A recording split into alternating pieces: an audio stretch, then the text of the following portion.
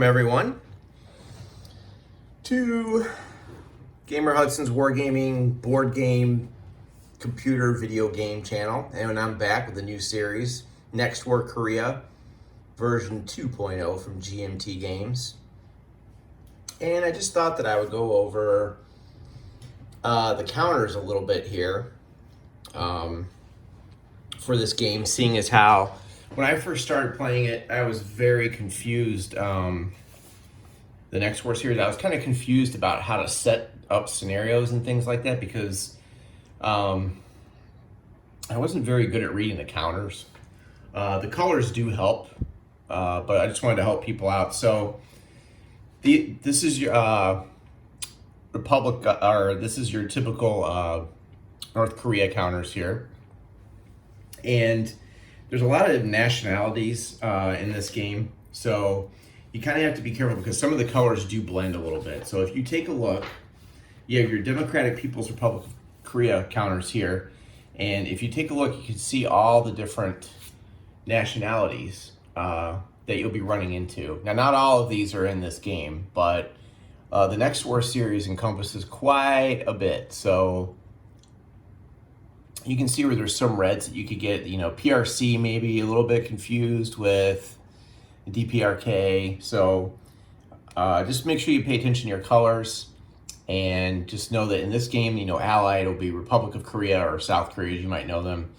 And then you'll have some US units and you'll have some allies like Sweden and stuff like that. So one of the things I wanted to look at was, the easiest part is identifying the numbers and everything on the counter. But a lot of people may not know the designations. So, for example, if they say to use 4th Corps, here's a headquarters unit. Now, the headquarters units, I believe, if I remember, are an advanced game function. But this is the 4th Corps HQ. So the 3 X's above the HQ say designated as a corps. And it's the 4th Corps, you can tell up here in the corner. Whoops, sorry. And it's going to be color coded. So this would be the HQ unit. Then you're going to go into smaller sizes. So for example, here is a armored unit. Now, we don't know some of the designations of these because this is, current time. So we don't know what the designation of this unit may be. We might know where it's stationed, but we don't know the designation. So I asked on Facebook, is that because of do we not have the intelligence to know? And by intelligence, I don't mean you're stupid. I mean, is our intelligence program still, trying to figure out what the unit designation is on some of these? Like, we know it's there, but what's it designated according to the communist protocol? So I didn't really get too many answers, really. It kind of veered off into a discussion about what makes a cool looking counter. And then there was 18 comments on that. So I just got one answered correct, and then a few others, but that was it. Anyway, this is part of 4th Corps. This is a armored brigade, okay? Well, 1X above it there is an armored brigade of the 4th Corps, right? And this is the setup hex. We'll go over the other numbers in a minute. The setup hex is actually written on the counter here. So don't think this is the proper setup. This is just an example. So then if you need more 4th Corps, you'll notice they're all yellow in color. Here is the 40... I'm having a lot of trouble with my camera here. Here is the 41st Division, Infantry Division, right? Here, 41st Infantry Division of the 4th Corps. Here's how you know it's a division, the 2 X's right there. So 41st Infantry Division of the 4th Corps. So let me zoom out. You can see, here's your HQ. And here's an infantry that goes with it. So 4 and 4, they're both yellow. So when the game tells you to use 4th Corps, and you're playing the standard game, you don't need the HQ really. You just want to get, everything with the 4th Corps listed, or perhaps all the yellow. However is best to remember for you. Now this unit here is interesting. There's special rules for these units. Let me get this up close here. So these guys are kind of different. You'll notice there's a little helicopter silhouette back there. This is the 17th Brigade. And you'll notice that, oh, sorry about that. These are North Korea sniper brigades. And these have intrinsic helicopter support built in. So the sniper brigades can call in combat support in the form of an Mi-2 attack helicopter. And if they use it, they have to survive air defense fire, which I'd like to go over in some other rules. I covered some of Next War in my India-Pakistan videos. You can go back through my stuff. I got a lot of videos up on my channel. I really need to organize them. But they have, if the helicopter support survives air defense fire, it does give them an additional -1/+1 die roll modifier, and it lets you exceed the combat support maximum allocations that the game usually prescribes. Now, if they have a step loss result, right, in air defense fire, that you have to flip the unit over to the no helicopter side, and you'll see the silhouette's gone. So I thought this was pretty cool. I didn't even know that I've never seen this type of unit in Next War. I don't know if the other games have that, but the only one I don't own is Taiwan, just because it doesn't really interest me too much, and there's too much Navy crap in it. So these are also not replaceable. Once they're eliminated, they're gone. So I thought this was kind of interesting. That's why I got that one out. So I pulled out another HQ unit here. This is the 815th Corps. And for example, here's the 27th Mechanized of the 815th. There's a brigade, and you'll see it's blue, and it's got the /815, and it's got the hex set up. So it's just kind of an easy way to set things up. Now, what I did notice was some of the allied counters that they tell you to put out on the map, the vassal module, I don't know if anyone has it. I noticed that it hasn't really been updated, but I seem to be able to place more than what's in the vassal module. So I'm not really sure. I'm going to go over that when I practice this scenario. But something didn't seem right on that anyway.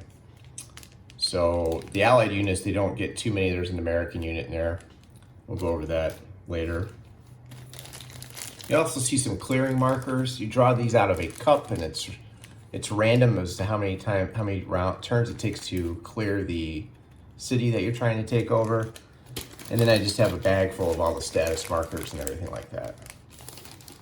And I always keep the record track counters. Next War has a lot of counters on the record track. You gotta track everything.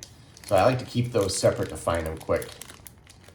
Victory points, the weather, things like that. Okay. Real quick, as an aside, some of the things I'm planning on doing are more Red Storm, Fire in the Lake when the Saigon expansion comes out. I'm not sure how that's going to play. The bots, when I tried to do it, you'll see my 5 past videos that I did were not the most exciting things to watch, so I'm not really sure how that really played on camera. And then we're also going to be doing maybe some World War II stuff again, but the releases that are coming out, they're not too exciting. I really want the Eastern Front series to get redone. It's taking forever. I am looking forward to Next War Vietnam, though. It's going to be awesome, I think. Now, as to what's on the counters, let me stand up here, focus that in. The rulebook does a pretty good job of explaining this. You're going to see lots of colors from the movement. And the movement, it's going to tell you the type of movement that the unit can do by how it's colored. So, for example, you would expect a mechanized unit to have some sort of mechanized movement, of course. So mechanized infantry is that NATO symbol. And you'll notice that it's got the 8 movement here. Let me get my pointer. So the 8 movement right there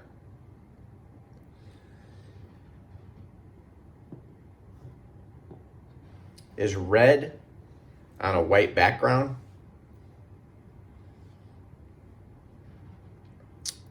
Or it can also be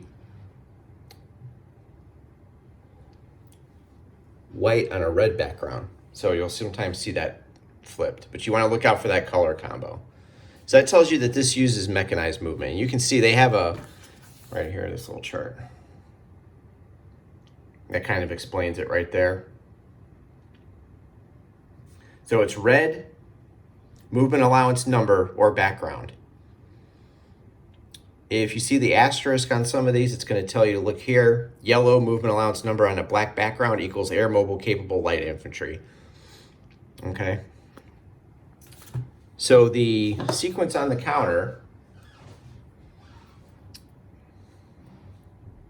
if I can keep this zoomed in here, you have your attack strength at 5. And then in the middle, you have the defense, okay, a 5, and you have your movement.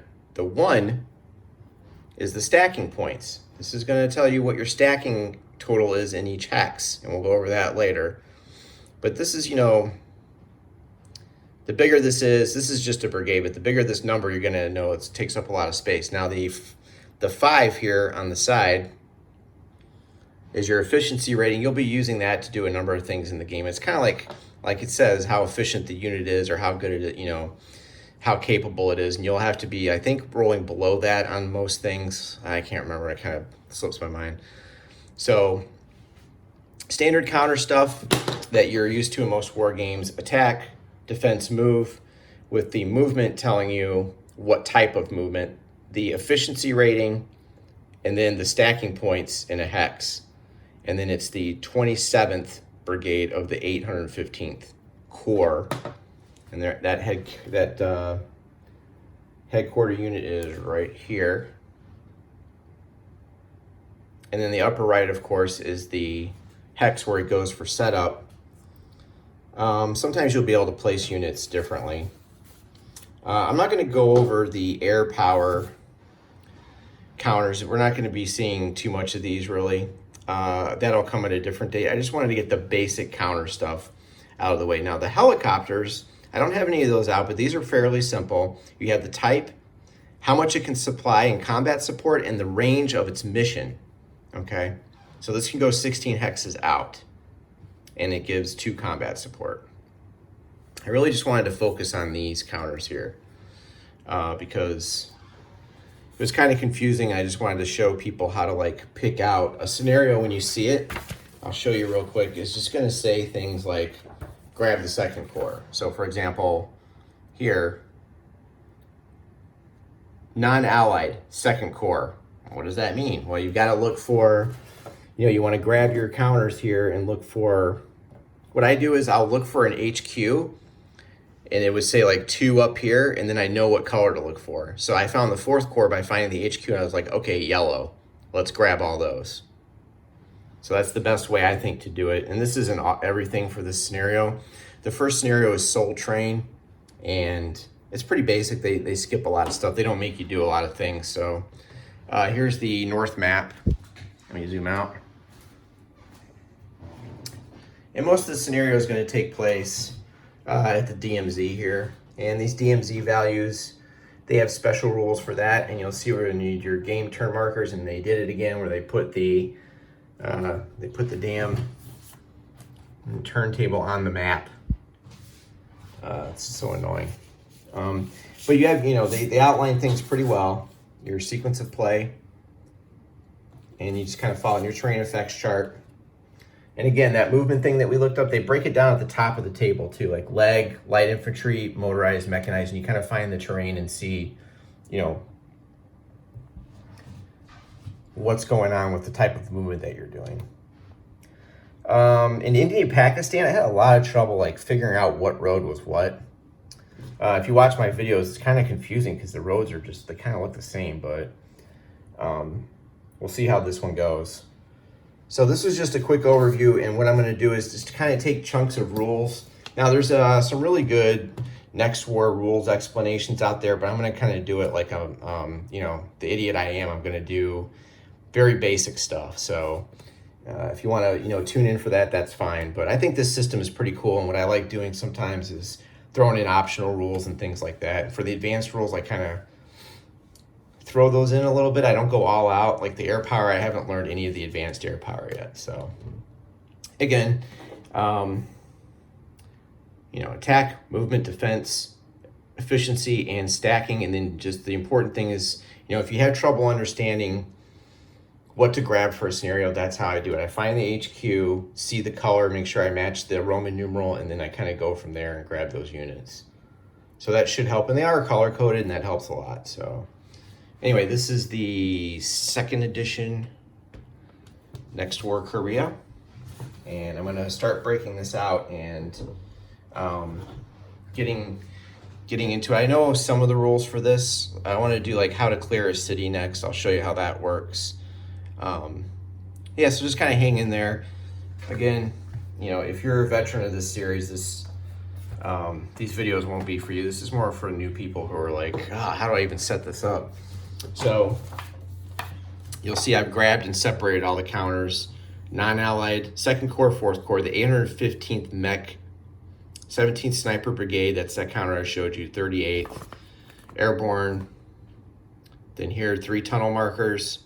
This is all the allied people get. And there's some reinforcements, special rules, a lot of stuff that isn't used. And we'll go over some of that. All right, so that's where we stand, and that's going to be the next series, and this is kind of just my intro video. And thanks for watching, and we will be back with, I probably will do maybe a sample clearing, and then I'll go and talk about combat and some other stuff. All right, thanks again.